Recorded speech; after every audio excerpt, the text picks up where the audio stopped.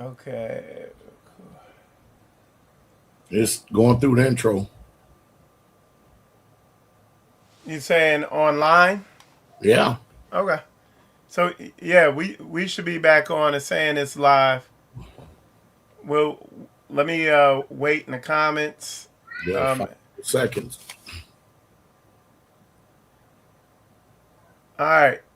Y'all let us know if the audio's good. The stream went down. Let us know if the audio's good. Y'all saying 10. Okay, so we could pick up and continue.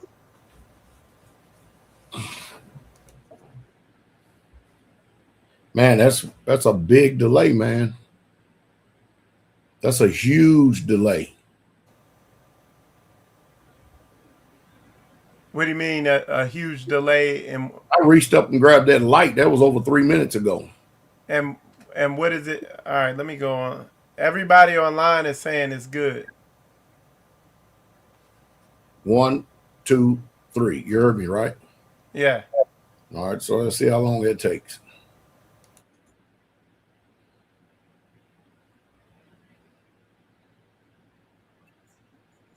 I counted 7 seconds. I could be wrong. It's Oh, mine's still going.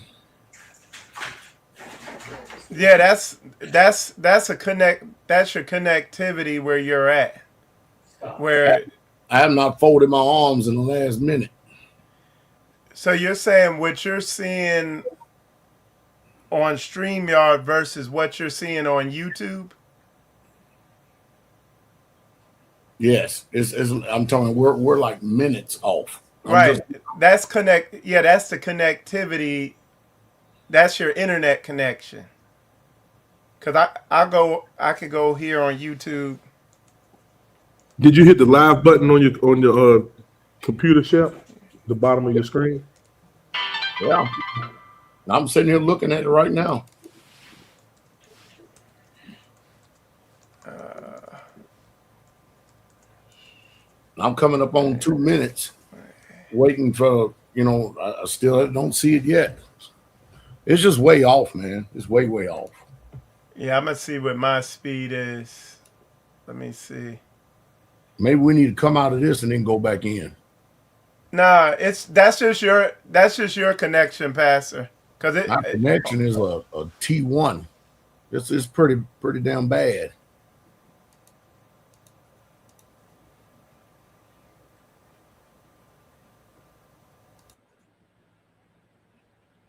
I mean, it ain't no T2. Online, hey, Shep, online, mine is 6 seconds. It's like a 5 to 6 second delay from the last thing you said. Mine is 6 seconds. It's like a 5 to 6 second delay. That's even closer. But you, nobody can make you listen jealous, but you. So you have to have complete control. That's the introduction. Control of your whole entire. yeah, that's the other stream. We started another stream.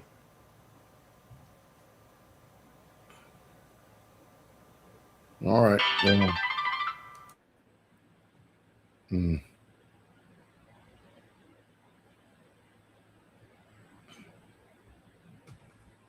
Shoot.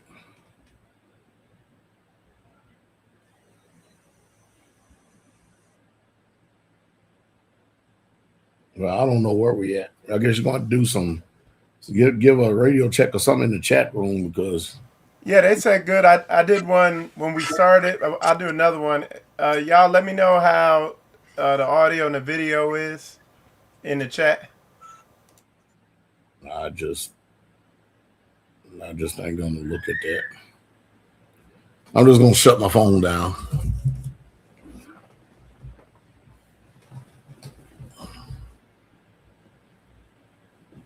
Selena, do you have the show in there? Do you have the broadcast running in there right now?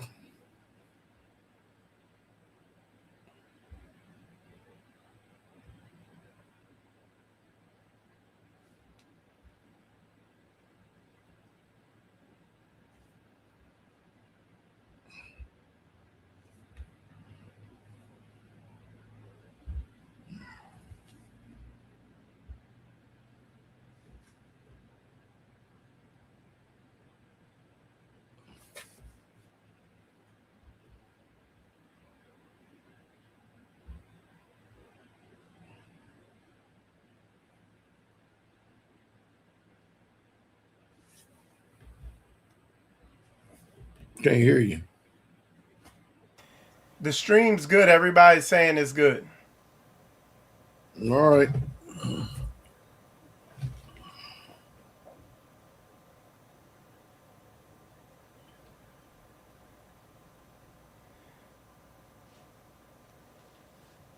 All right, so we could pick up Pastor Samir. I think you were still talking. Yeah, just real briefly. I was just talking about something that's been on my mind the last few weeks about being thankful. And I think a lot of times we can find ourselves not being thankful as we should, and being thankful how it literally cancels out a lot of things that we deal with. Pastor had told us last week during Shabbat service about going back through these curses and meticulously going through them. And one, as I was reading this morning, again, but what always sticks out to me is Deuteronomy 28:47. And you see the list of the curses. And I mean, it's a lot that come right after this verse. Why? Because we didn't serve y'all with joyfulness and gladness of heart. And that's something that you can see Israel has always struggled with, which is giving thanks. And, you know, I can even just add this point to it. I was talking to the saints last Shabbat off of that dynamite message that Shep preached. And what came to my mind again was this. When you look at the 10 lepers, and the 10 lepers all cried out and asked Jesus to heal them. And our Messiah told them, go see the priest. And only one of them turned back to the high priest, Jesus, our Messiah, and gave thanks. Only one turned back. And also when Shep brought out Deuteronomy 8:10 last week as well, which again, giving thanks. Why? Because we have a tendency that when Yah blesses us, Yah provides for us, we have a tendency not to give thanks. That's why when you look at Deuteronomy 8:10, thanking the Most High after your belly is filled is so key. You know, so that's just what's been on my mind the last couple of weeks. But like I said, I'm very excited to go through this broadcast tonight and see wherever the Holy Spirit leads. All right. Pastor, do you want me to go with the questions and stuff we had, or did you have something? No, go with the questions that you got. Okay. So the first thing we're gonna do, we're gonna watch a video, and then I'm gonna have the pastors just drop some wisdom on what's going on in the video, and we're gonna discuss that. So with that, go ahead and play the video.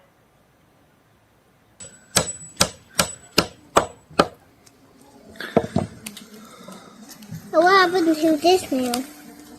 I don't know, find a straight one.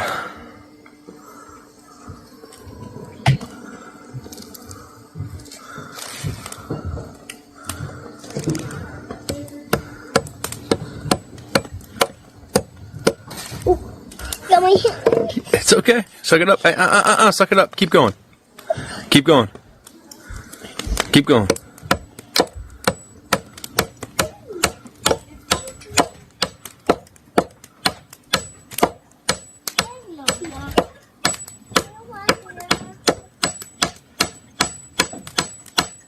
There you go. That's how you do it, buddy. Good job.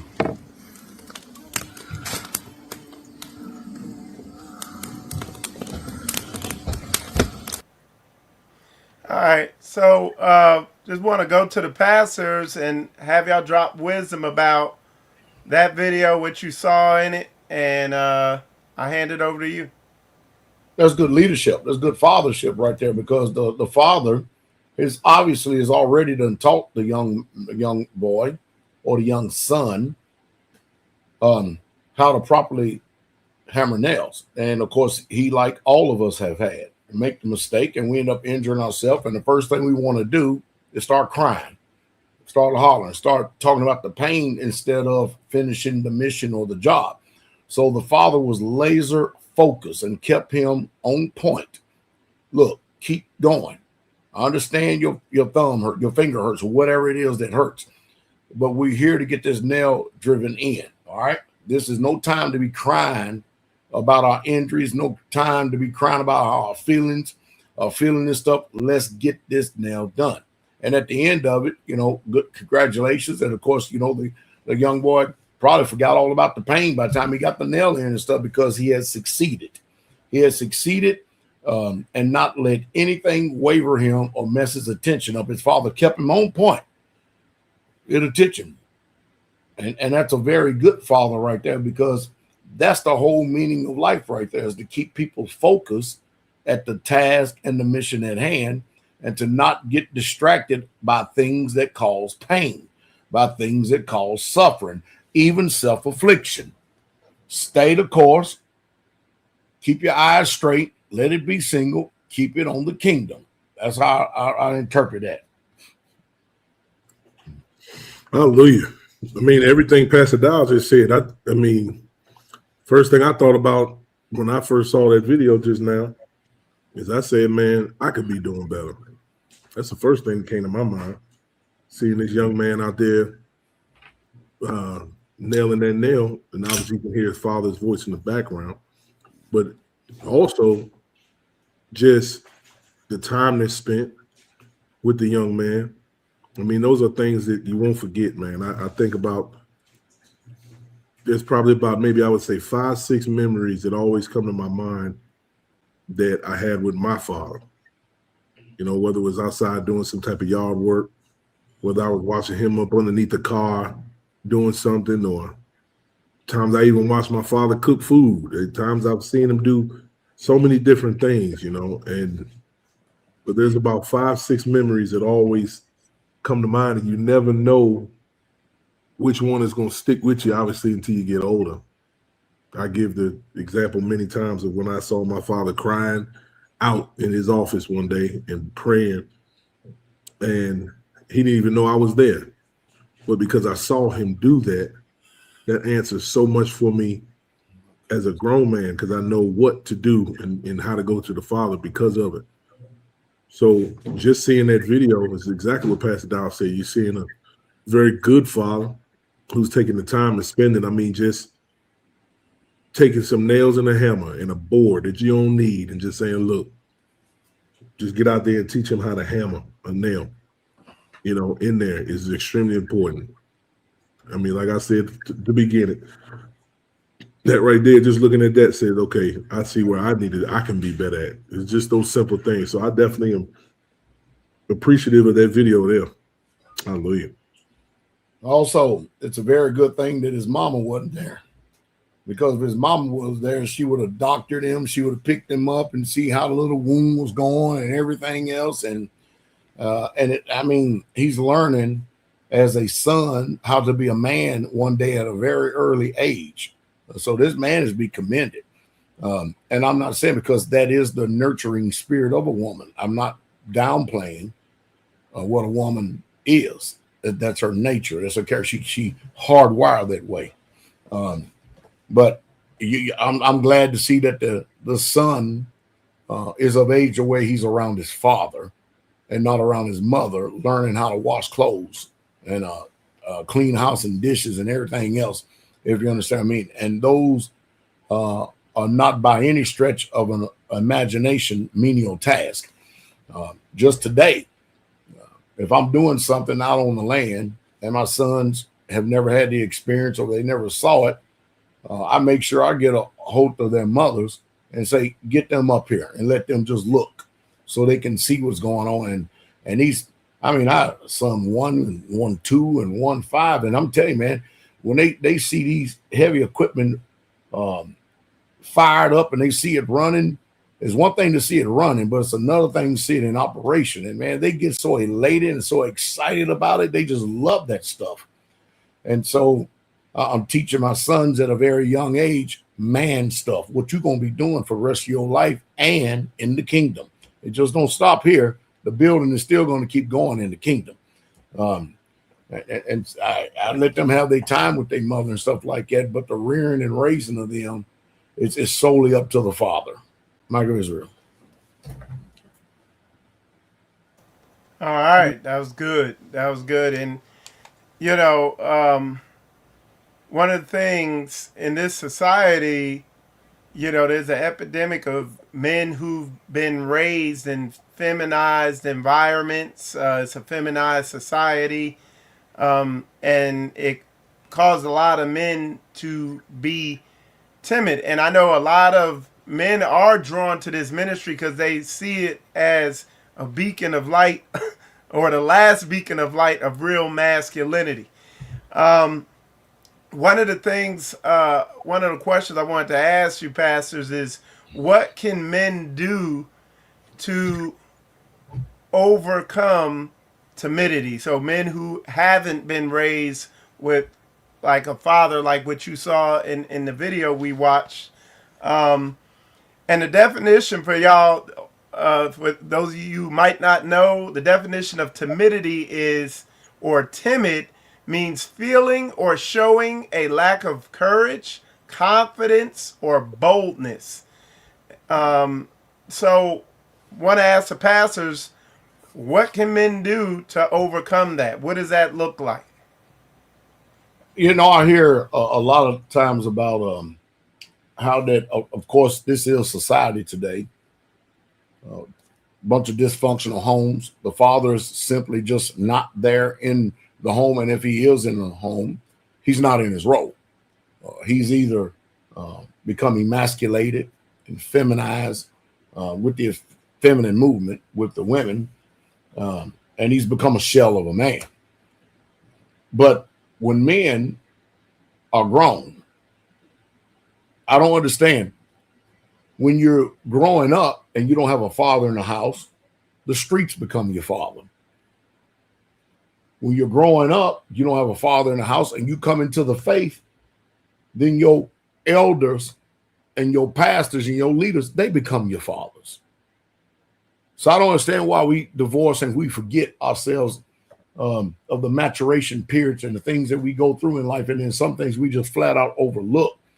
I do believe that I have the answer to it, though. But anytime you talk about being timid, the first scripture that comes up in my mind, and whenever Jesus is talking, that scripture. So in Revelation 21:8, he says, but the fearful, let me read 7 first. He said, he that overcometh shall inherit all things. But what do you have to do first in order to inherit? Well, you've got to be an overcomer. You can't sit up and cry. You can't sit up and wish that things were. You got to drive on. You got to stay focused. But he that overcometh shall inherit all things, and I will be his Elohim, and he shall be my son. Then it goes on to say, but the fearful, the timid, and the unbelieving. You know, some people are so full of fear. They're so full of fear that fear of failure grips them and it paralyzes them to the point that they don't even want to try to see if they're going to succeed or fail. And it's bad. It's sad.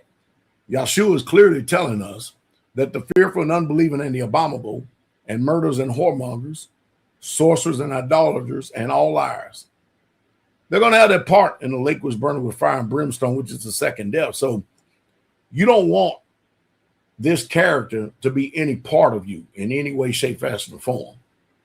And of course, you all know that we live in a matriarchal feminist world and society. World and society. There's very few real men that are actually left here on this earth. Everything that we do today, everything we think is all about, you watch people, it's like robotic. How do you feel about this? How do you feel about that? How do you feel about this? And how do you feel? Everything's about feelings, and feelings ain't got a damn thing to do with it. It should be the end goal, what is the mission? What is the task at hand? And what do I need to do to accomplish? And let me listen to everyone that's going to help me accomplish that mission, rather than people throwing roadblocks up in front of me, telling me that I can't do this and I can't do that, and we can't accomplish this and can't accomplish that. And of course, by the time, you can't blame men today for being so timid, because if they're in a dysfunctional household where the woman, mother, or sisters are the head in the family, and they're in the family and they're overwhelmingly got the biggest voice, they're going to go out there and learn how to be punks and everything else in the streets and get ran over even more so by men. And so, but when you come into the faith, you have no more excuses, because the Most High made sure that straightway is a beacon of life, of patriarchal and patriarchy in this end time generation. I can't speak for other ministries. I'm not here to speak for other ministries. I'm here to speak about what y'all is doing with us. And we raise and we rear sons to become men. Pastor Mir. You know, just this morning when I was down in my office reading, I got a call from my sister. And throughout the conversation, she said to me, where can I find prophets or men of Yah today? She said that are warriors. You just got to finish talking to one. She said that are warriors. She said, because when I read, she's constantly seeing Abraham, she's seeing David, she's seeing all these different men in the scriptures that were warriors, that were not timid. She just asked me this morning. I think that, I mean, when she was explaining it to me, of course, you already know what was in my mind, this ministry itself. And a lot of people may have things that they want to say and whatnot, but if we're just being truthful and we're being honest and past this feelings and emotions driven society, a lot of men came to this ministry and learned to become men. That's just the truth. And folk can say what they want. You know, usually when somebody is knee deep in their pride and in their haughtiness and in their offense, they'll turn around and they'll make statements like, I was doing this before, or, you know, I knew this before I came to this ministry, and all of those things. But the fact is if you learn one thing in this ministry to help you become better as a man, then that's you don't understand the value in that. And that's just the flat out truth. That's just the flat out truth, period. I think that I really like where you went with it too, Brother Mike, where you defined it. I went to the 1828 and it says somebody's timid or timidity is fearfulness, want of courage or boldness to face danger, habitual cowardness. Timidity in one person may be a good trait of character, while in another it is a deep reproach. When I read that and I consider what it says, there's a deep disgrace. Pastor went to Revelation 21:8. Obviously, we all know 2 Timothy 1:7, where it says Yahweh did not give us what? The spirit of fear, but of power, love, and a sound mind. Okay? Read Matthew 8, verse 26. Go ahead, teacher. And he said unto them, why are you fearful, O ye of little faith? Now, consider what was going on at this time. This is when the storm was happening and they were on the boat and Messiah was asleep. Okay? Now, I want y'all to see the difference, because if you're on a boat, right, and you see that it's starting to fill up with water, what are you going to do? You're going to be doing everything you can to get the water up out of that boat. But there's two different mindsets that you can have at that point. You can have one that is full of fear that cripples you, as Pastor Dow spoke of, one that you don't want to move. You ever seen people get what's the word they use? Shell shocked, or they freeze in times of danger. And you can begin to murmur and complain, or you can be one that lets nothing but the word of Yah come out of your mouth as you're doing the same thing that somebody else is doing by letting fear come out of their mouth. Everybody at that point is trying to get this water out of the boat. But let's just be honest. When you're around somebody who you could be doing the same work, you could be doing the same anything, whatever the task is, whatever the situation is. But if it's in your mouth to speak what is good, what is right, the outcome that you desire, okay, not being timid, not being full of fear, that is what is important. You see? Read 1 Corinthians 6:9. Know ye not that the unrighteous shall not inherit the kingdom of Yah? Be not deceived, neither fornicators, nor idolaters, nor adulterers, nor effeminate, nor abusers of themselves with mankind. Okay, so when Pastor speaks about this society out here today, when men are not in the home, this society literally in this country, especially to the melanated man, does nothing but try to destroy good homes. Okay. And what ends up happening? You end up seeing effeminate young men who act out in their emotions constantly, because I don't care how big, bad, and tough you may think you are. If you can't calm your emotion and actually be able to think through a situation, not only will it cost you, but if you're one that is constantly, I'm not saying that people haven't made mistakes. I'm pretty sure we can all say there's a time where I could have handled the situation better, right? But if that is your constant MO, to just act out your feeling emotion, that's because you're effeminate. That's because you're soft. If it always goes to fighting or words of fighting and lashing out, that's because you're effeminate. That's because you're soft. That's usually really a fearful man. The one who's sitting around talking about what they're going to do, this, that, and the third, that's usually a fearful person. Say it again. Like straight up. That's usually a very, very fearful person. We can walk down the same street, and if I see a dog inside his fenced yard barking and barking and barking as you walk by, but if I keep walking down the same street and I see another dog in his fence and he ain't barking, but he just steady looking at you as you walk by, chances are I'm not going into that fence with the one that's not barking, because he ain't got to let you understand that I'm here. I see you. You see? And this is what we don't understand a lot of times. So to answer the question, because it's a really good question, because it should make us to really, really think. If you know me, I'm always going to say what? Look at yourself first. Look at yourself. Where are you being shy, nervous, lacking self-assurance? Where are you not courageous in? When the book tells you that, be strong and of good courage. Yahweh, your Elohim is with you. See, these are things that we have to know and then move in it. That's the only way that you're going to move in faith, because in his faith, because anything else after that is going to be unbelief. And without faith, it's impossible to please him. See?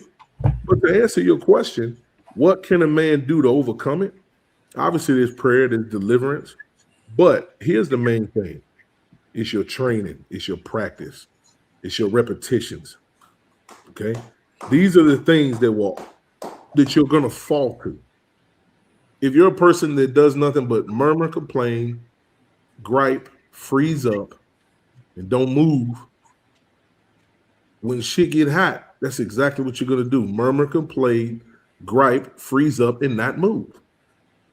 But if you're a person that has worked it over and over and over and over, whatever the situation is, guess what you're going to do? You're going to fall to that.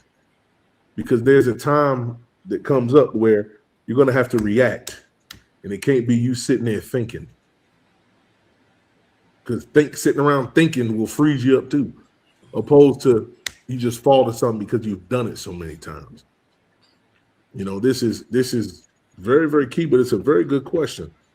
It's a very, very good question. This is the way to overcome being timid, is constant repetition. It's something that is good, something that is valuable. Hallelujah. Let me give you an example about what you said, Shep. I'm gonna give a real-time example that happened today. We've got probably maybe 3 of us that are really, really excellent heavy equipment operators. I mean, really good. And everybody knows, y'all know that hill that where we slide down every winter, and that hill where the house is, right? So I'm working on that today. So what I'm working on is I'm working on putting a retaining wall midway of that hill. Midway and then upwards a little bit. Are you following me? Now, before you do that, you full well know that you're getting ready to do an extremely dangerous job. Why is that? Well, because first you got to start with the backhoe. I take the backhoe, and mind you, look, I'm like this on the backhoe, backing down the hill. I have my outriggers out. I wait till I got to a certain point, get the outriggers out, I inch my way down because I am at it's a very serious incline, if you understand what I mean. And when I put my outriggers down, and I go ahead and I start digging out a spot. I'm trying to make me a big flat spot so that I can get the skid steer down in there and then start cutting midway, long ways, the length of the house and the side of the hill. Does that make sense? So I did that. I got in the backhoe again. I came back up, and I went up, set the outriggers down a little more.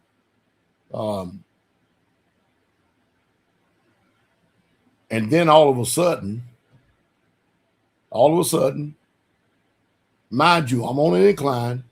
The backhoe starts going down towards the pond. Now, if I was fearful, did I experience fear? Yes.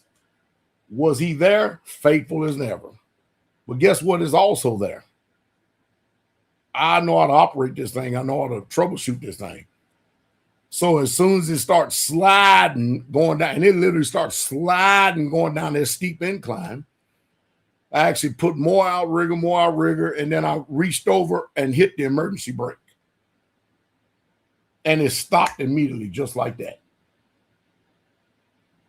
Are you going to keep your senses about you in the time of testing and trial?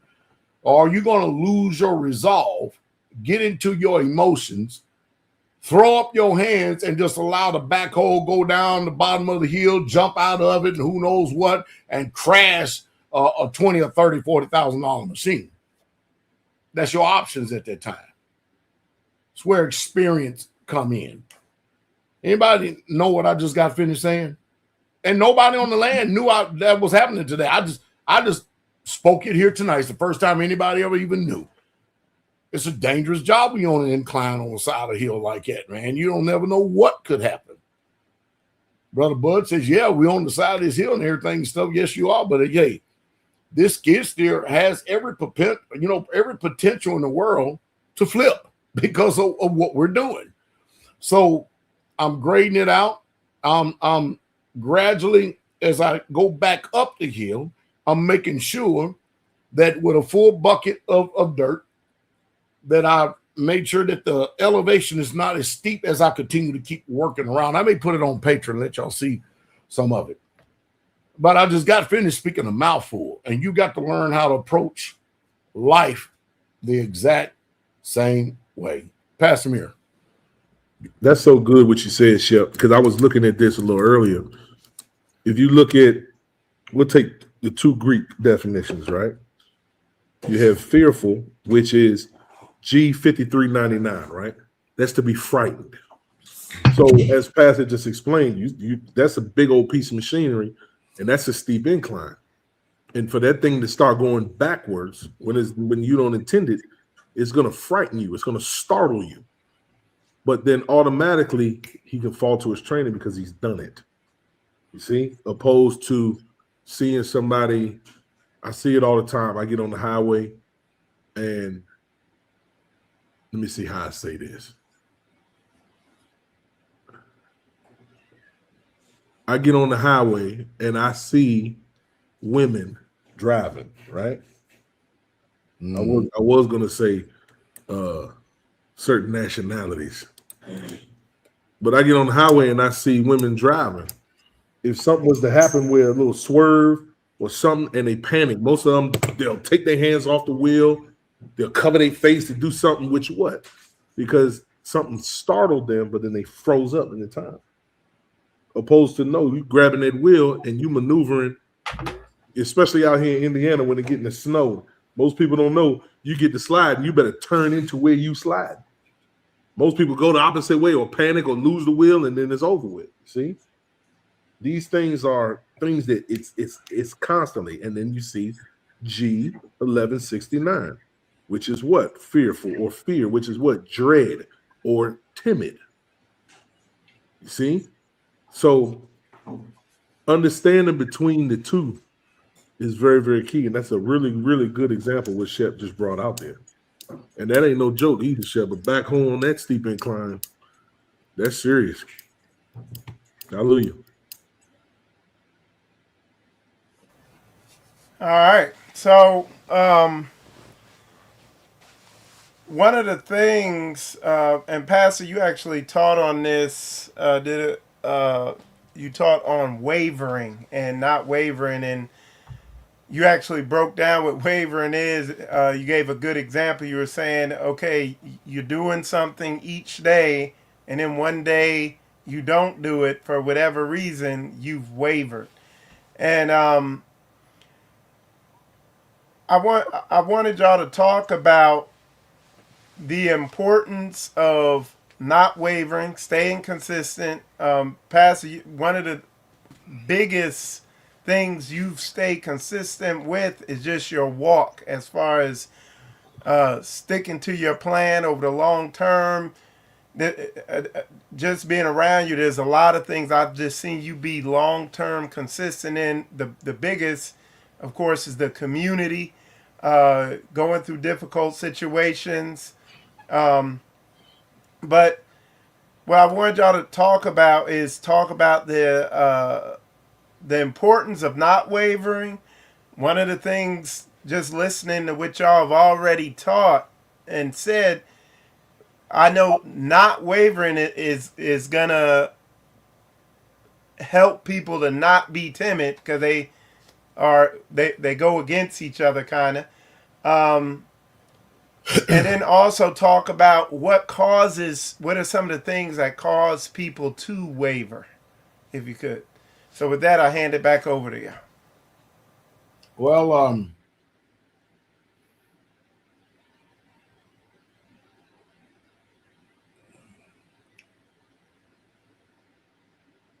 an unstable person of an unstable mind, instability comes because of lack of experience. Because once you're familiar with any territory, I don't care what it is, you can no longer say that you are inexperienced, but you are experienced. One of the passages I've been using, even in the faith messages, is over in James, the 1st chapter, when it says, if any of you lack wisdom, let him ask of Yah. They give it to all men liberally, upbraid him not, and it shall be given him. But let him ask in what? Faith with what? Nothing wavering. Everything you see me doing today, I tell people over and over and over again, I just didn't make this stuff off my mind. I didn't. I read the scriptures. I read the prophets. I read what Jesus said. I followed what the apostles did. That's all I did. And even that, it takes faith. And I've been determined to see it through. And I'm sitting up there watching a bunch of fearful situations coming up on this earth right now, especially in the United States of America. Not only are they talking about taking away SNAP benefits, I mean EB, or they call it Section 8 benefits, but they are now talking about taking away EBT or SNAP benefits, or where you get food stamps.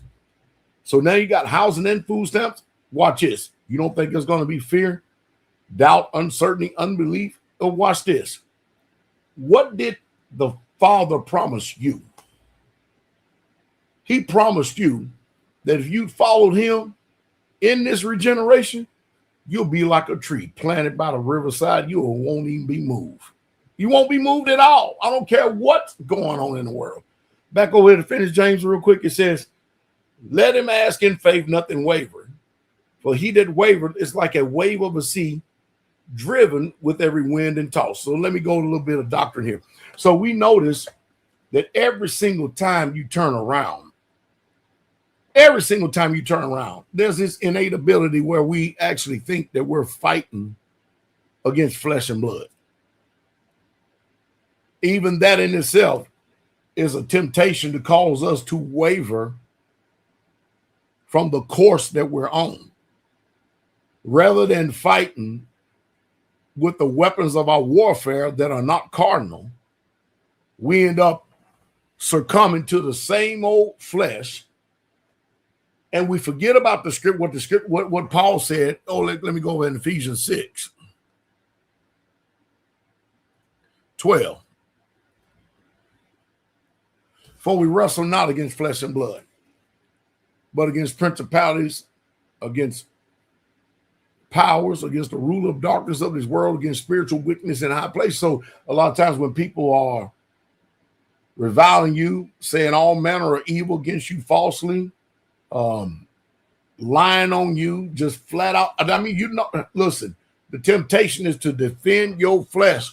But how can you defend something that should be practicing dying daily? It's just another temptation to get you to waver from the course, but you need the knowledge to know that we're wrestling not against flesh and blood. There's some demonic spirits behind these people that are motivating them, and they've succumbed to them. They've given over to them. So this particular question you can hit in so many different areas and so many different factions of life. You just literally can do it. What everyone needs to learn is what causes you or tempts you to be tossed, to waver. It's really not one just solid answer to say, well, this causes you waver. There's too many categories. I just gave a few of them. The ideal is stick with the word. The ideal to stick with what's solid. Stick with what we know to be the foundation. The ideal is to follow Jesus. And everything that he said and everything that he did, follow him. And everything will take care of itself. So we fight naturally, we fight spiritually. But wavering always is associated with a person that is double-minded. Double-minded means you have two different thought patterns. You got two different spirits that you're operating after. And it depends on which one you choose to operate after. It depends on the test, the trial, or the temptation.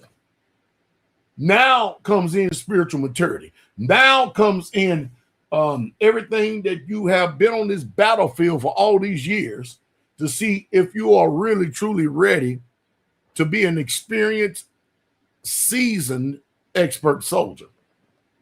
And you can't be sitting up here because you in a hot environment or you getting ready to go through a hot extraction, and then you turn around and you waver and go back to like you were in boot camp, fearful and everything else, or in jump school. I'm associated with the military, to where the first thing you do is you just fearful and you're fearful the whole damn 9 yards.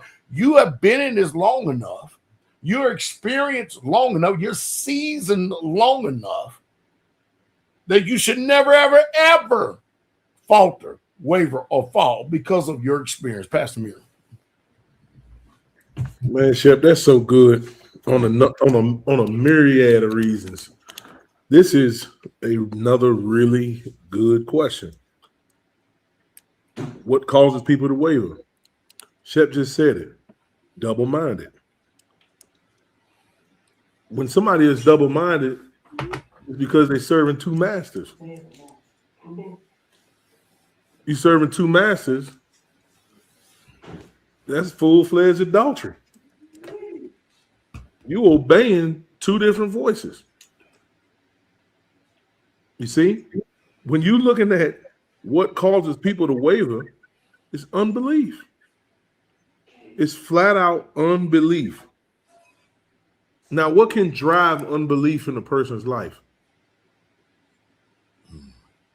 Not doing what you're instructed. Because if you do what the Most High instructs you to do in His Word, you're going to see the results. Because the Word said that His Word, He said that His Word will not come back void. So you're going to see results for performing His Word, which also reassures you and Him that you love Him because you're obeying Him by your action. You see? So what can drive away somebody wavering? Spending time with Jesus. That can take away, right? Because what is it going to do? It's going to lead you to obedience. And when you're obedient, as I just said, you don't have time. When you have your mind focused on doing what you're told, you don't have time to believe the other side, the alternative, rather than busying yourself with the goal, with the mission, with the task that is at hand. And then who are you doing it for? This is for your own soul salvation. And this is for the young ones that's coming up behind you. This is for your households. This is for your sons and your daughters. I wrote down here another reason what causes people to waver is because they got backup plans. They still got ways to go back. They still have something to fall to. You see? Let me tell y'all something. I ain't got nothing to fall to besides the defeat of Jesus. And I know what His Word said, and His Word said do what we doing right here. Period, point blank. But what ends up happening is when you got a backup plan, when you still got a bridge somewhere that you can fall to, at the first sign of adversity, guess what you're going to do? You're going to take that out. You're going to take that out every single time. It's just like if you got an alcoholic. If you got an alcoholic who's trying to stop drinking, you're not going to he's not going to have a bottle sitting in his house. Because at the first sign of temptation, he's going to go drink that bottle. And we see this stuff constantly, and it's like we don't know these things. Let me say it this way. We do know them, but we're not acting upon these things. This is the last thing I'm going to say about this because Pastor answered it flat out. It's either this, man. It's either his faith, his faithfulness, like we learned last week in Shabbat, or his fearfulness. One's going to lead to life, one leads to death. We got to stop thinking that there's a middle ground. The book tells you that every day that you are to do what? Choose life. Choose you this day who you're going to serve. That is your job. That is what you're supposed to do. You're going to make a choice every single day if you're going to be faithful or you're going to be fearful. That's a choice. And one is life and one is death. And every day it must be chosen. Every single day it must be chosen. And throughout the day when you find yourself, because it's easy to decree and declare something. It's easy to turn around and begin to do something. And then what do you do? As soon as you decree and declare what you're going to do, what does your enemy do? Come try to get you to make that void. By what? Your mouth. Because he knows that life and death is in the power of your tongue. So he puts something on your mind. And the first thing he does after that is try to get you to speak it. So you can cancel out the very same thing that you decree and declare earlier. We got to watch what we do and watch what we say, man. Pastor, I don't really have anything else too much on that. You knocked that one straight out the park. All right. So I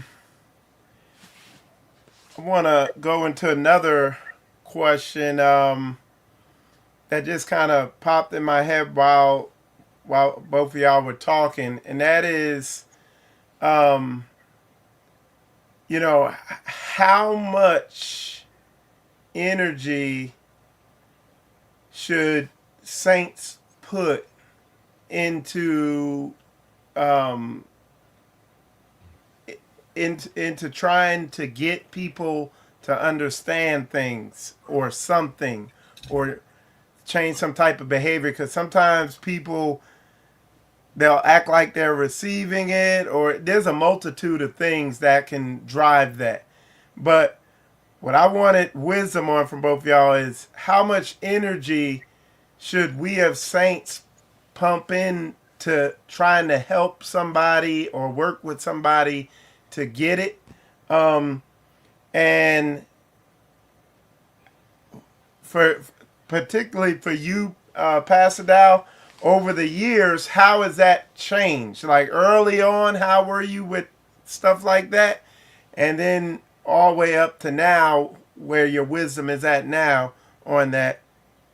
And just what are the signs that people are getting it and they're moving along, versus that maybe it's a stall tactic or whatever the reason they're not getting it.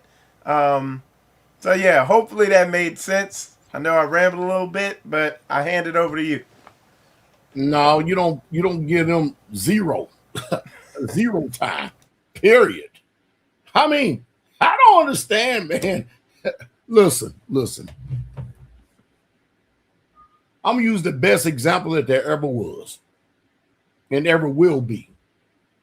And when he speaks and when he spoke, it was past, present, and future. Jesus said the sower went forth to sow. So you got the words of eternal life in you. You're telling them exactly what needs to transpire, what needs to take place. Use your discernment to find out and see what type of ground is the seed falling on. Don't sit up and waste all your time trying to preach and teach to someone that y'all ain't even dealing with. I mean, you don't remember your experience? Don't you remember the day of your enlightenment? Don't you remember the day when the Holy Spirit was dealing with you? How no matter where you went, no matter where you go, you could run, but you could not hide. No matter what, you couldn't hide. You are going to answer that call. Anyway, pass him here. Hey, you know what's funny, Shep? Hey, bro, Michael Israel was asking that question. And I flipped my paper over and I wrote one word, big as I don't know what, through the whole paper. I know y'all can't see it, but what that word say right there? None. None. They're going to answer to your question. Unless you want to just had a bunch of gray hair and stress to your life. I was looking at a picture from 3 years ago. I ain't had no gray hair. You see, when you look, hey, which I'm learning too, because that's what happened on Shabbat. That's what happened during broadcasts like this. You preach, you teach, and you show people what this word's saying. And then at that point, you wait to see if somebody gonna do it. But you will stress yourself out trying to get somebody to understand something. And just like Shep said, it didn't take a bunch of convincing. When I heard this word for the first time, when understanding came, nobody had to convince me anything. It didn't take somebody to turn around and be like, man, you got to do this and this and this and this. When I heard, come out of her, and then I saw an example of people that have come out. It didn't take convincing. It's literally that simple. I saw what was happening out here in this world. I was in the high school when I first retired, helped coaching. You see? I saw what was taking place with young people. I said, "No, I don't want my sons in this mess." But I didn't have the answer. Then all of a sudden, Yah's word. Then I see a man preaching it. Then I see a people living it. What else do you need? What other convincing do you need? You know, it's ridiculous. And see, that's the problem. The book says, "Do not cast your pearls before swine, and that which is holy unto dogs." At the end of the day, what more convincing do you really need? But you see, that's the problem. The problem is we think that I got to sit up and preach and teach everybody. No, let your pastors do the preaching. Let your elders and your teachers and your deacons do the preaching. But the real way that you show somebody is by your own life, because that's what only matters in the first place. People can say what they want. People can say what they want. At the end of the day, people are going to look at what you have done, whether they want to say it or not. They can gripe, they can complain, they can murmur, they can slander, they can gossip, they can do and they can threaten, they can do whatever they want. But at the end of the day, people are going to look at what you have done, because a shaking is already here and a shaking is coming. And what you have built, will it be able to stand or not? Because one is going to be built on the rock and the rest ain't. And there's only going to be one that's going to survive. And this is what it is at the end of the day. Romans 14:5. One man esteemeth one day above another. Another esteemeth every day alike. But look what this says. Let every man be fully persuaded in his own mind. That's all it is right there. I make the statement all the time. I'm not about to beg people to serve Yah, man. I'm just not. It vexes you. Yeah. It drives you up a wall. You sitting there running around trying to get folks to understand something. For what? For what? What is that going to do? But except stress you out. You see? It's the same thing in the homes. If you're a mother in the homes and you're dealing with sons and daughters, and you constantly trying to get them to see something, do they usually see it? Or when discipline comes, then they usually see it, right? When pain comes, then they usually see it, right? You're going to learn obedience by the things you suffer. It's the same thing with a husband and a wife. You can be that husband and sit around and try to tell your wife every single thing, what they're doing, and want to sit around and explain and do this. But it's sometimes, man, when you got to look at you and be like, look, I done told you this over and over and over again. It is what it is. And you're going to learn. It's literally that simple, man. And then on the flip side, it does a very good thing too, because the ones around that see, just like the word says, they're gonna hear and they're gonna fear. And that's what we don't like either. We say we love the Most High, but we hate his judgments. We hate his judgments. But his judgments gonna teach, they meant to teach, to get you to fear. Oh man, I'm done. I hope that helps somebody. All right.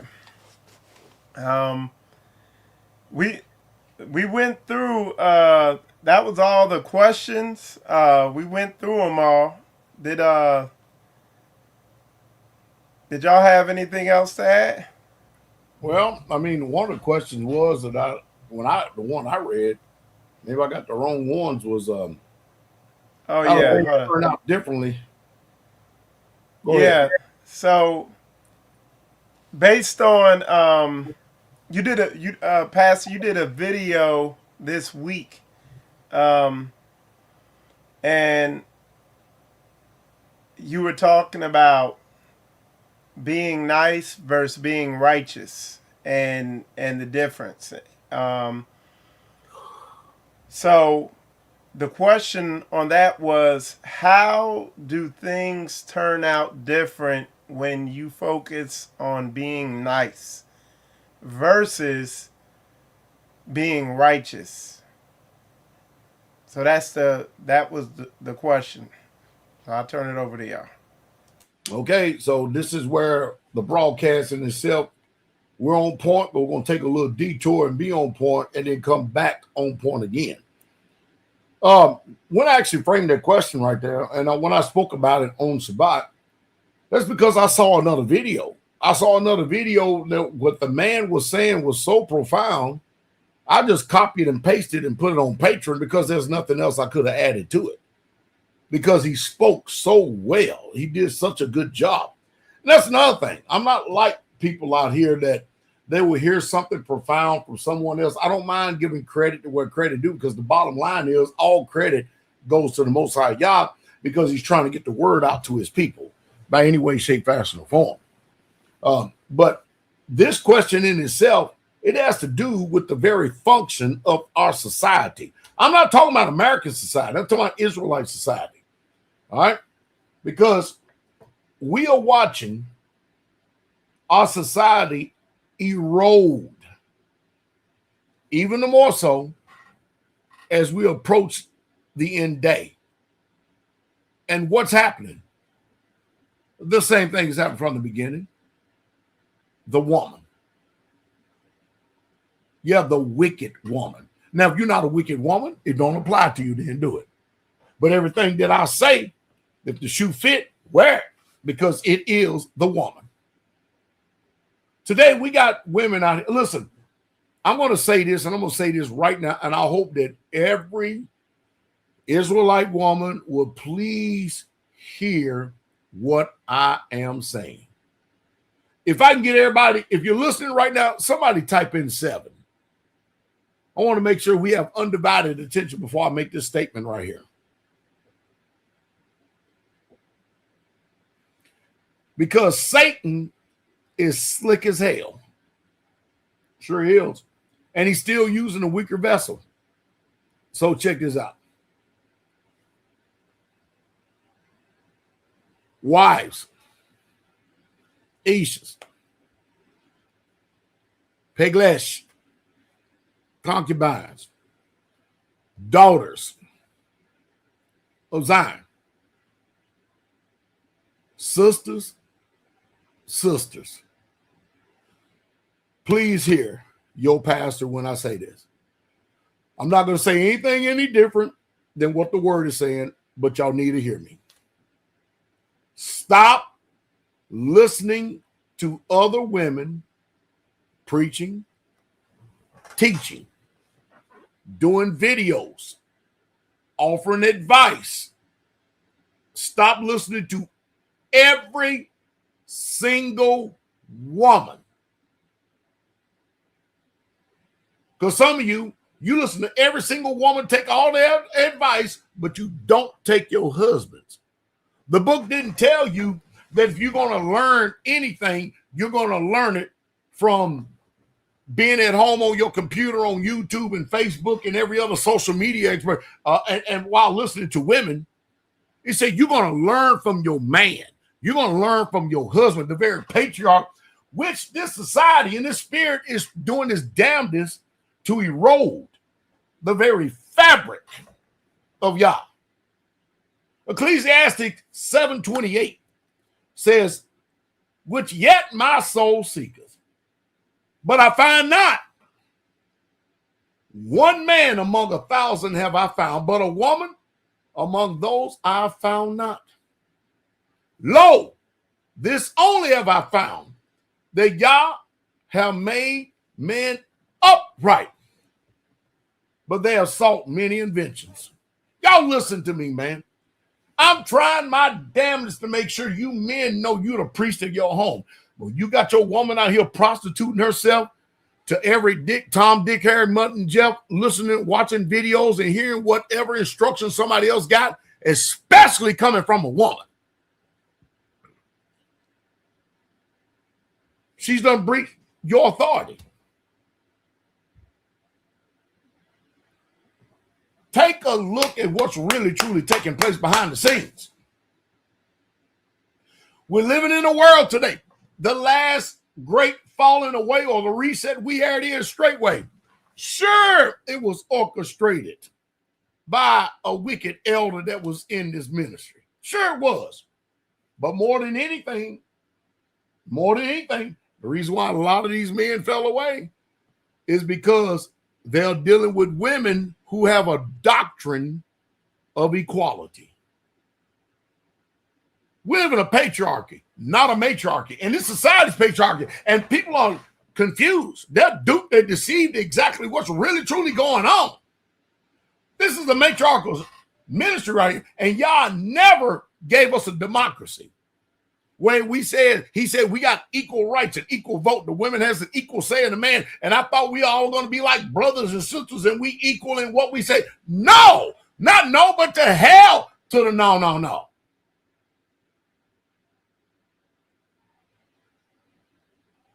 Men, it's been high time for you to stop apologizing for bringing forth truth into our lives, your lives. Big time. What did the prophet Isaiah said in 3:12? He said, as for my people, children are their oppressors. As for my people, children are their oppressors, and women, what do? Rule over them. See, some of these boogers ain't got a lick of discernment. They're so damn effeminate themselves, so damn deceived.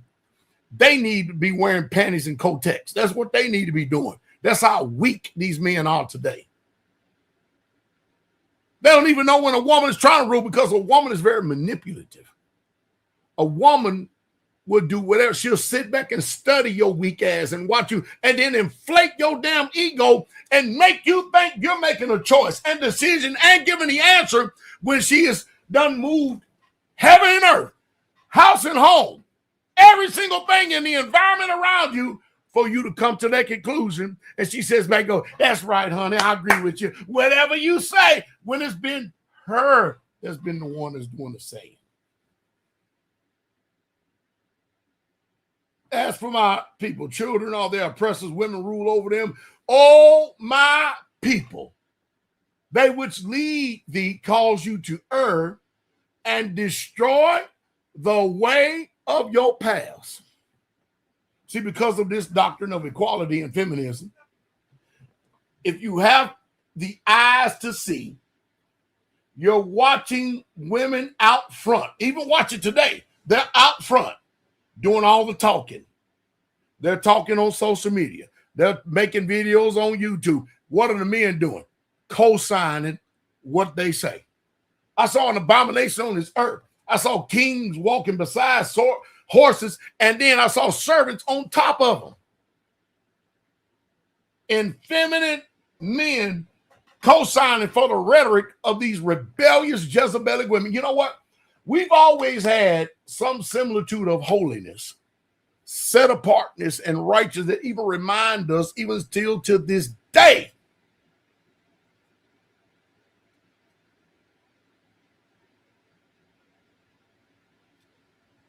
We have the Amish. It goes back centuries.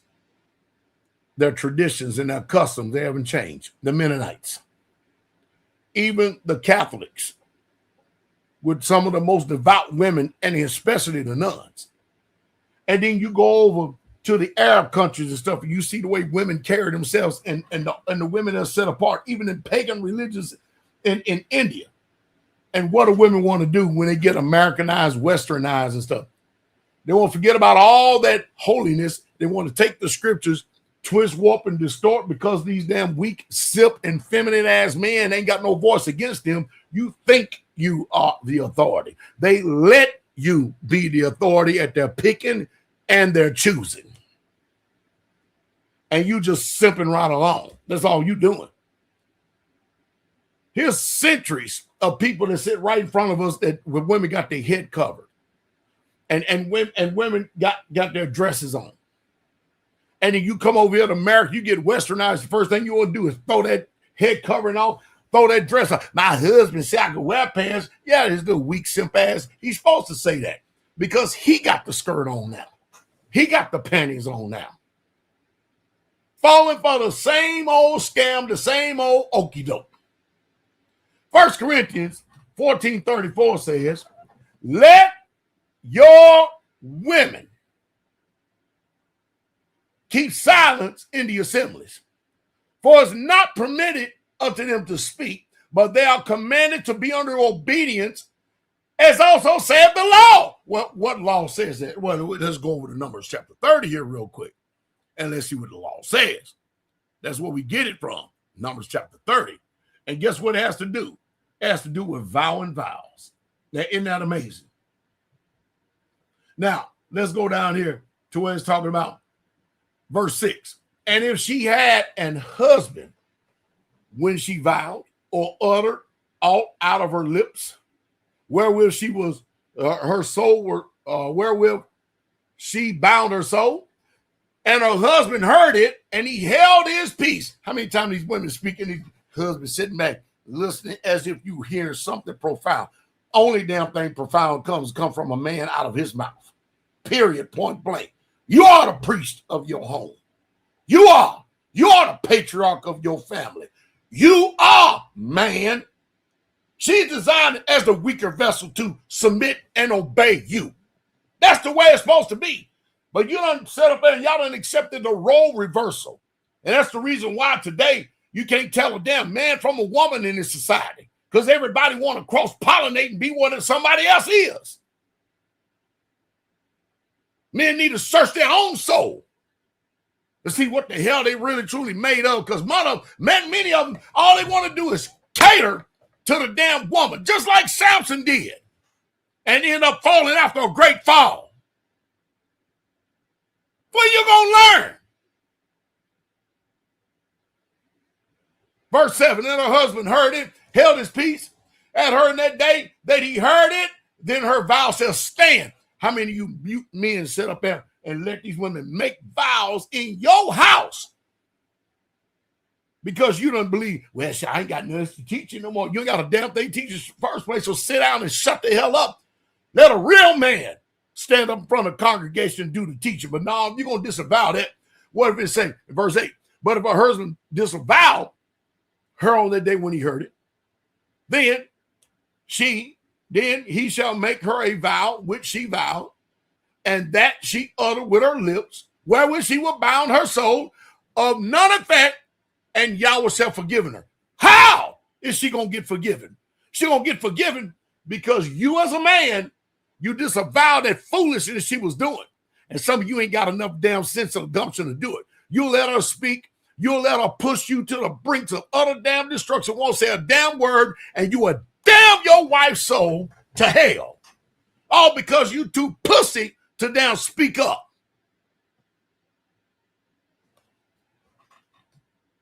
Verse 10. And if she vowed in her husband's house or bound her soul by a bond or an oath, and her husband heard it, and he held his peace at her and disavowed her not, then all her vows shall stand, and every bond wherewith she had bound her soul shall stand. But if her husband, see, and this is what we have today, the husband is just letting any damn thing float because you get deceived by soft voices, good words, fair speeches, and you never discern that the devil could be speaking right through your damn wife.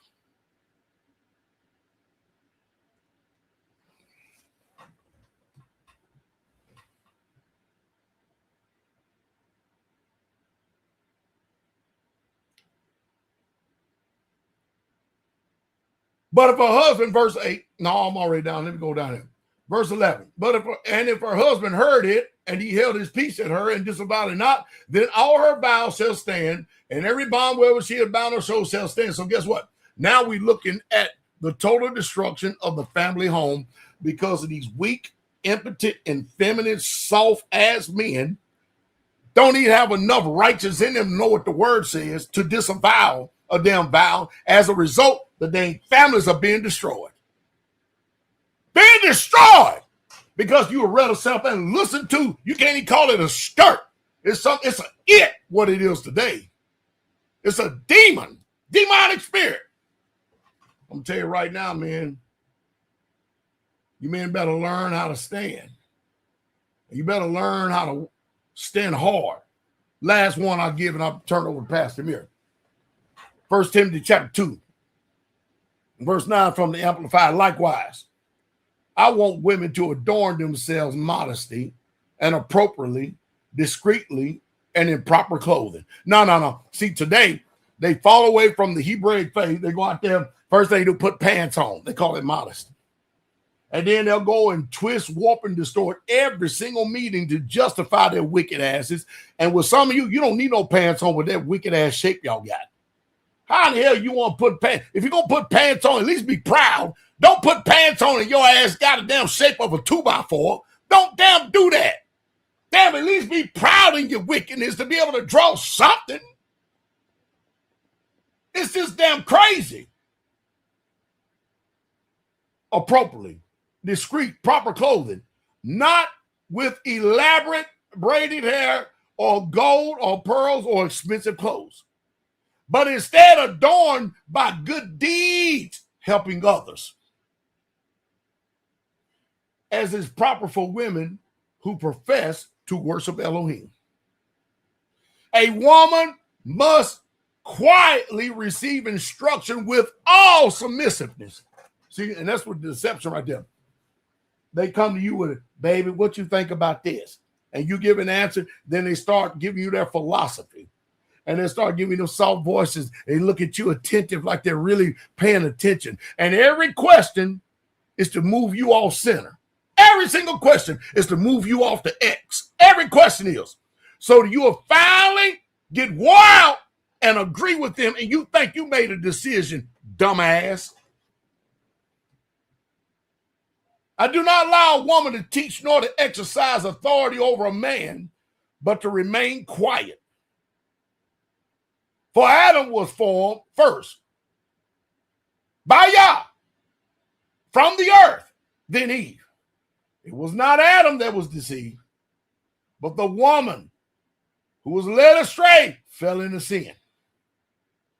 But women will be preserved, saved through the pain and the dangers of bearing children, if they will continue in faith and in love and holiness and self-control and discretion.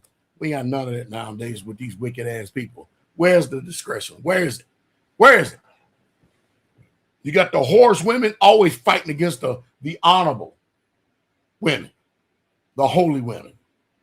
You got these weak ass men think they own some type of damn steroids. They own some synthetic shit right here. They think they own something powerful and stuff, and then they end up becoming overcome because they don't know what's written in the playbook that is don't change from old.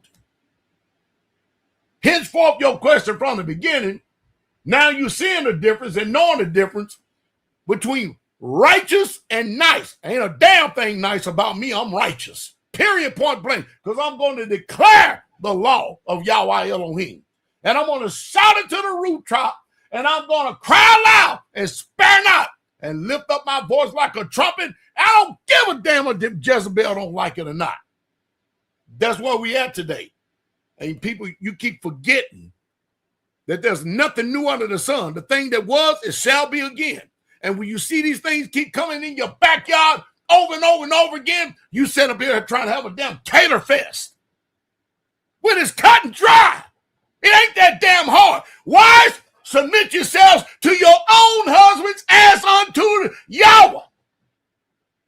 How hard is that? All right. Let me get my blood pressure down here for a second. Pastor, come on in. Let me get this blood pressure down. I'm about to blow a top over here now. Oh, hey. You know what's happening right now, right? It's two things that's happening right now, Shep. Here go number one. If a man sees himself, and this is what he need to guard himself against, but if he see himself and he hears this and he acts out in this, first thing he gonna do is go home and get to screaming and hollering. Which that ain't never smart to do. Because it's you the one that failed. And then I'm gonna tell you the main thing that happens. Here goes the main thing. And the thing is, I'm getting ready to say, you know that what I'm getting ready to say, it's gonna piss them off. You wanna know why? Because they know it's the truth. Here's what happens. The other thing that happens is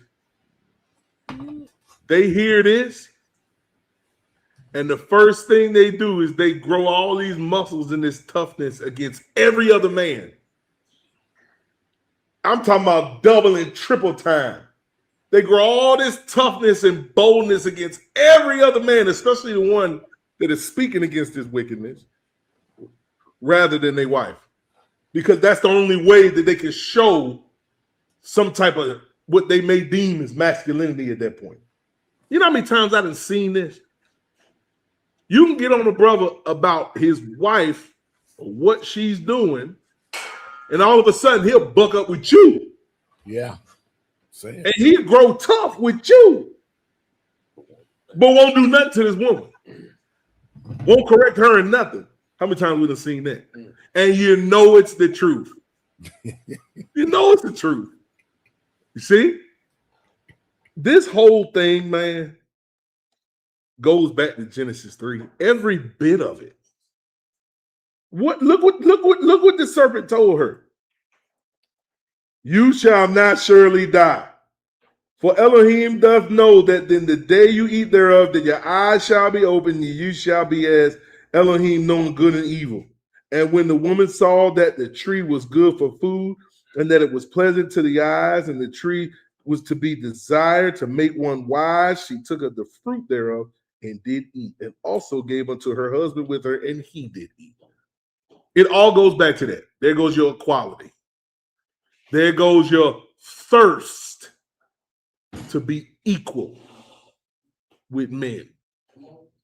Not realizing that the minute you make yourself equal, you come out from underneath your protection. There's no more protection at that point. Look at the society we live in. It tells a woman they can do anything a man can do. Where you can be blind and deaf and be able to see and hear that that's foolishness. But that's the society that we live in. I want you to go to Ecclesiastes. Look at watch when you hear this in the Amplified. Chapter 7, verse 26. Go ahead. And I discovered that of all irrational sins, none has been so destructive in beguiling one away from Yah as immoral women. For more bitter than death is the woman whose heart is composed of snares and nets, and whose hands are chains. Whoever pleases Yah will escape from her, but the sinner will be taken captive by her evil. You see that? You see that? Ecclesiastes 7:26 and Amplified. Let's just be honest. This is what this really is, man. Because I wrote it down here. Nice versus being righteous. When you're nice, you're going to pervert judgment. You're going to take bribes. That's what you'll do. Every single time. But if you're righteous, people can be saved. You're not going to be liked in a lot of spaces because you're going to come against wickedness. Come on, man. This is why I don't understand. Everybody say they want to be a pastor and a preacher. I read this book.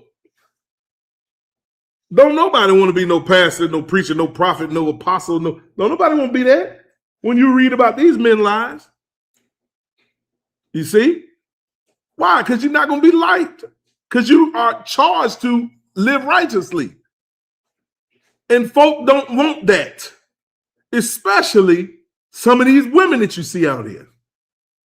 They don't want to be told that. That's just the flat out truth. But you can be nice and continue to pervert judgment and continue to take bribes because that's exactly what's taking place. Watch this. Read Exodus 23:8. Listen, watch this. And thou shalt take no gift, for the gift blinds the wise and perverts the words of the righteous. So what about when your wife, and you know something's wrong, but she guarantee you a little nookie later if you agree with her? What about when that happens? And tell me that don't happen. Because they know exactly what you want. One man is tough enough to stand on it and say, nope, I'm going to do what this word say. Rather than enjoy this pleasure for a little bit of time. You see? And we see that all the time. You constantly see, I'll get in line if he, I'll submit if he. So now your obedience is conditional. No, you're going to take bribes. You're going to pervert judgment. And what does it pervert the words of? The righteous. They're going to be nice versus righteous. You're going to pervert judgment.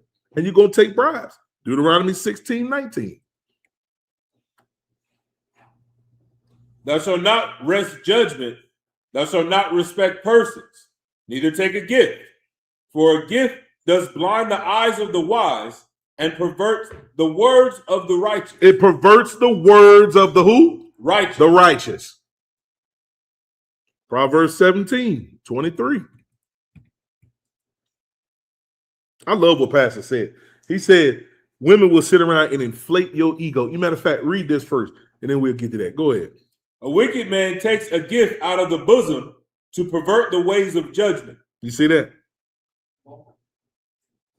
A wicked man. So when you see a video where Pastor say being nice, a nice man is a wicked man, it's the truth. Because that wicked man is not going to uphold judgment. Thereby showing you that he has been coerced. He's been bribed. He has taken gifts out of bosoms. And he's going to turn around. He's going to pervert the words of the righteous. Come on, man. Can you imagine what preacher? Because I ain't heard one. And y'all can tell me if I'm lying.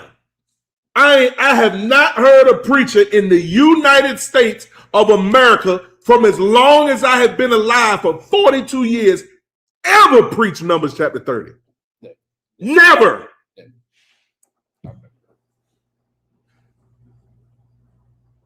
That's a bold statement.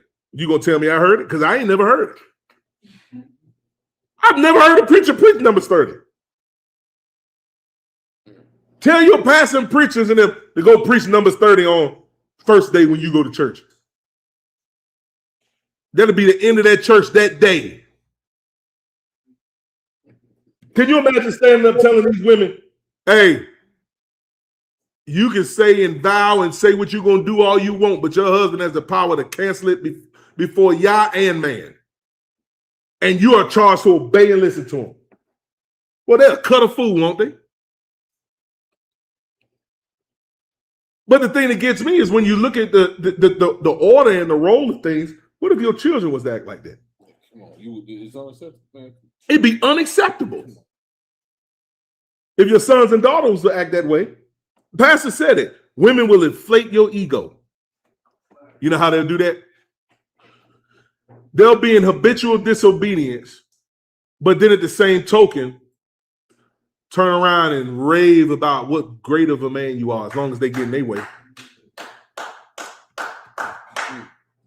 You know how many times I've seen this? As long as they get in their way, and you can be as wicked and as nice as you want to be, as long as they get in their way, guess what? You the greatest man on earth. You can cheat, rob, pervert, do just wickedness, and they'll talk about how great you are. But the minute you stand up for righteousness and do what's right, now all of a sudden they start kicking. The compliment stops. The Thanksgiving stop. The countenance drops. You know, before, when you're doing something and you, oh man, you're just a good man, you're a good husband. I thank the Most High Yah for you. But as soon as that correction comes, all that got thrown out the window, didn't it? It was as if it was never said. As soon as you decide to not pervert judgment, take bribes and stand on righteousness. I said it and I'm going to say it again. A nice man is a man that will pervert judgment and take bribes. And he pervert the words of the righteous. Hallelujah. Well, I'm also going to tell you this. Y'all ready for this? A woman will never, ever lead a man to salvation. Only a man can do that. Ooh, I just said a mouthful. Ooh, I just said a mouthful. Y'all don't feel that quickly in that word? Come on. Come on. I was getting ready to read something right here. Go ahead. Can you imagine? No, let's just be honest. Men and women. Let's just be honest. You see, that's a problem we have in this generation. Don't nobody want to be honest. Don't nobody just want to say it what it is. I thank the Most High for his wisdom. Can you imagine? Look what the word say. 3 times in a year shall all males appear before Yahweh, thy Elohim, in the place which he shall choose, in the feast of unleavened bread, in the feast of weeks, and in the feast of tabernacles.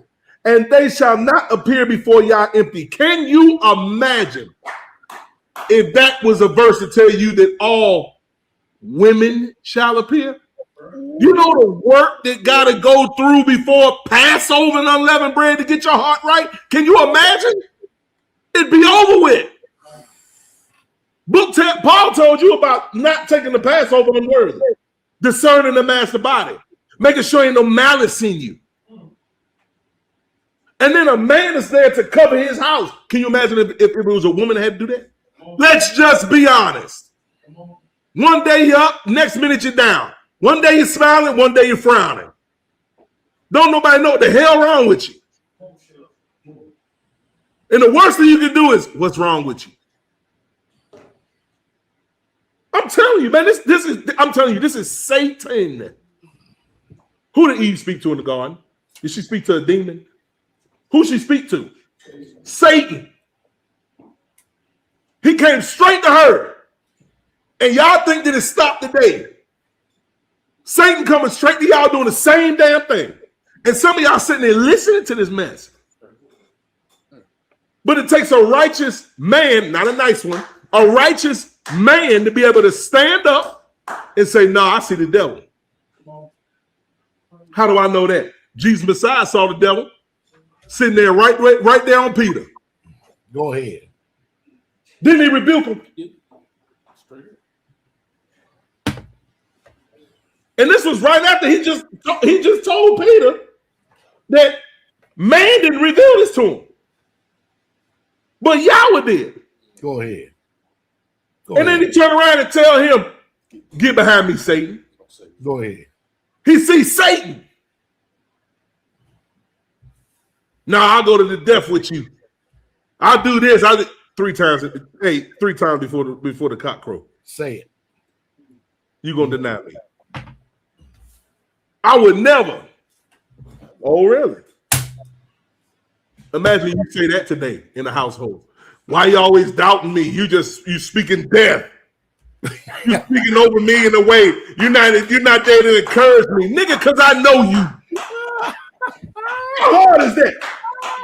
I keep trying to tell y'all, we over spiritualize things a lot of times. When you read the book and you read Jesus Messiah make the statement, and you read it many times, he makes this statement, and you read it, and Jesus, knowing what was in their thoughts, and we'll turn around and read it as if y'all don't give you the same discernment, and you don't know what's in your women's heart when you got the Holy Spirit.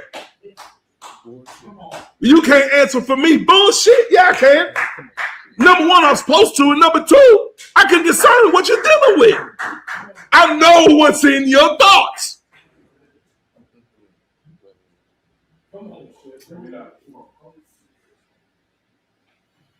Now you're saying you Jesus. No, I'm not. But I got a spirit. I mean, this stuff is not hard, man. The way of the transgressor is hard, man. And if you habitually in transgression, that's why it's hard. That's why you can't handle peace. That's why you loaded up with all this rejection. You're loaded up with all these spirits. Can't nobody tell you nothing. You can't get no damn consistency. You see? And a nice man don't love you. A nice man is going to let you go right off into what you want to do. When the book tells me that corrections and reproof are a way of life. What you saying? You see? Man, Shep, you done started something. Shep, this is your fault because you made that statement. It's the truth. Can you imagine if they had to lead us? It'd be over with.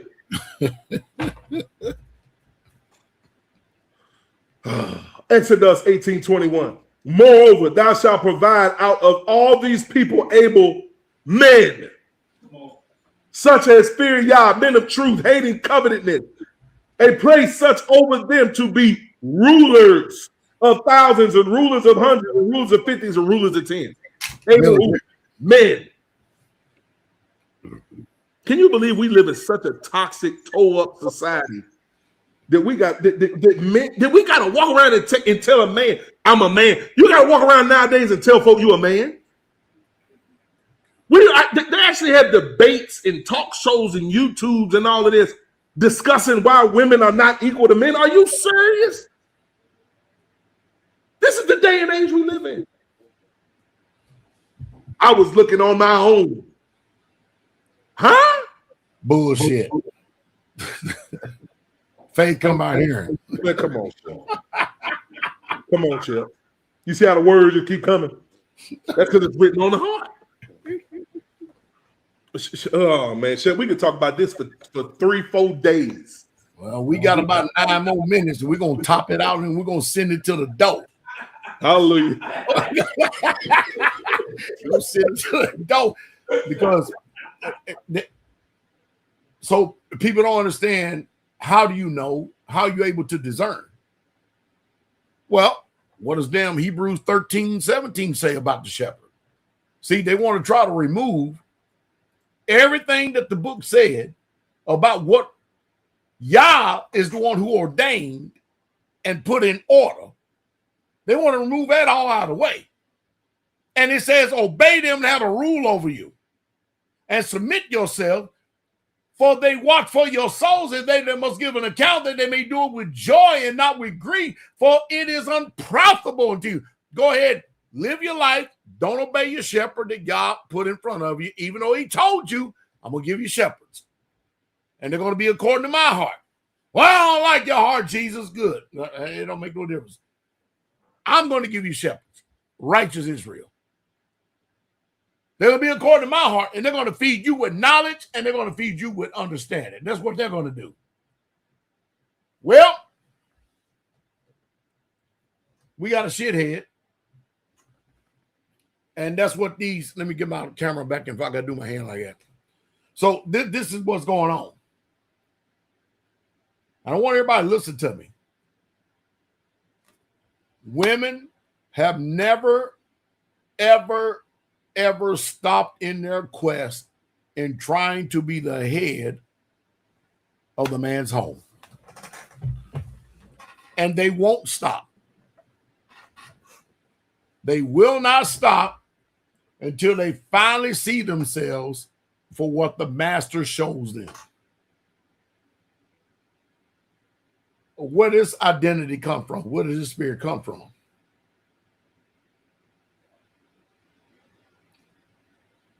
Isaiah 14:12 says, "How are you fallen from heaven, O Lucifer, son of the morning? How art thou cut down to the ground, that is the weakest of nations? For you have said in your heart, I will ascend unto the Shemaim or the heavens, and I will exalt my throne above the stars of Yahweh, and I will sit upon the mount of the congregation in the sides of the north, and I will ascend above the heights of the clouds, and I will be like equality, the Most High. Yet, you're going to be brought down to hell to the sides of the pit. And they that see you will narrowly look upon you and consider and say, is this the man that made the earth to tremble? that shook the kingdoms and made the world a wilderness and destroyed cities thereof and opened up the houses of prisoners, kings and nations of all of them in the line of glory, every one of his own house?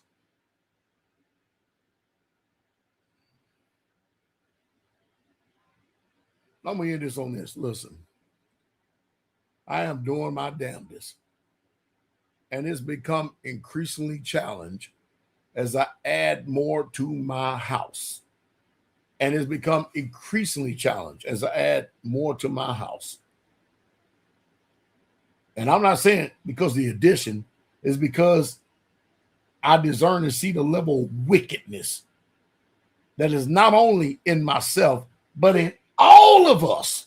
I don't give a damn if you've been around 40 years, 30 years, 20 years, 10 years, 5 years, 1 year. If it wasn't for y'all's mercy, they didn't even send us through these experiences to be able to see it. Listen, I know what salvation is. And not only am I trying to make sure that my house has salvation before my time is up, I want to make sure that they're able to teach them to my children's children after I'm gone. This is how locked in and laser focused I am.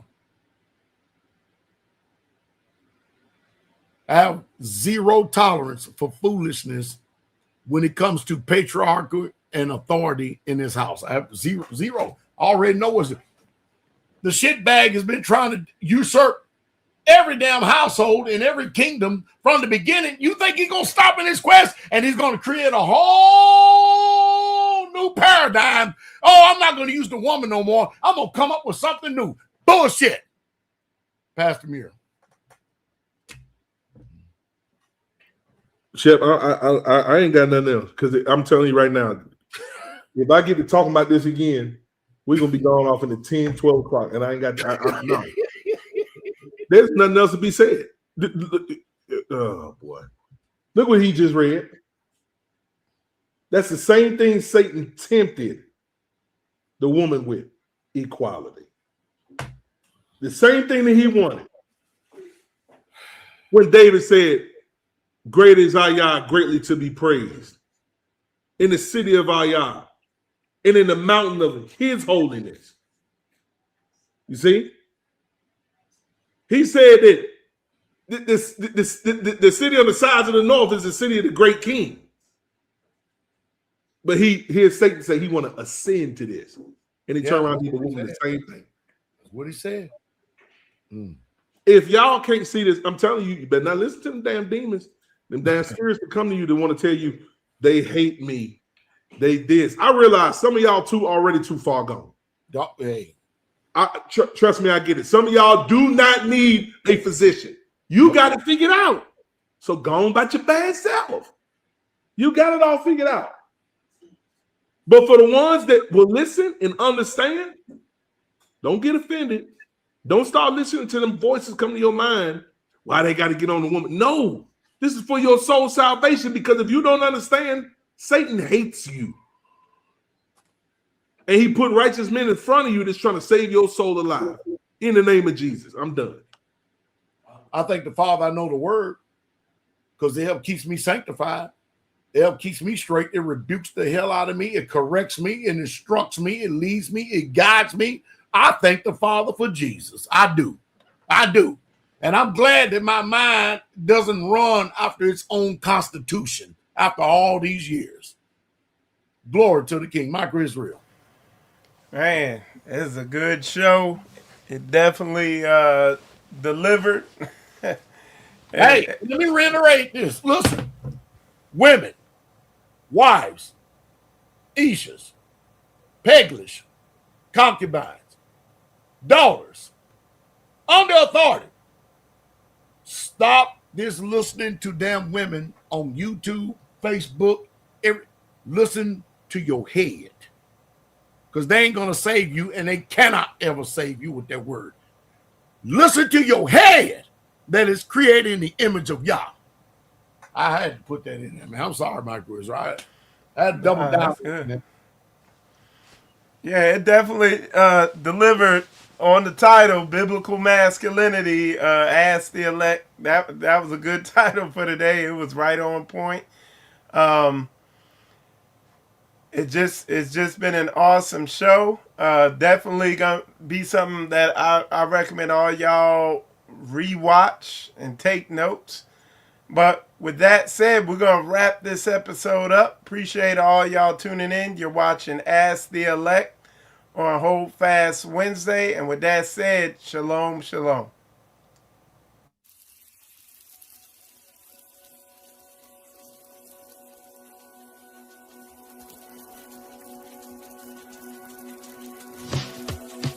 You give me joy, joy, joy, joy, joy. You give me joy, joy, down in my soul. You made me whole.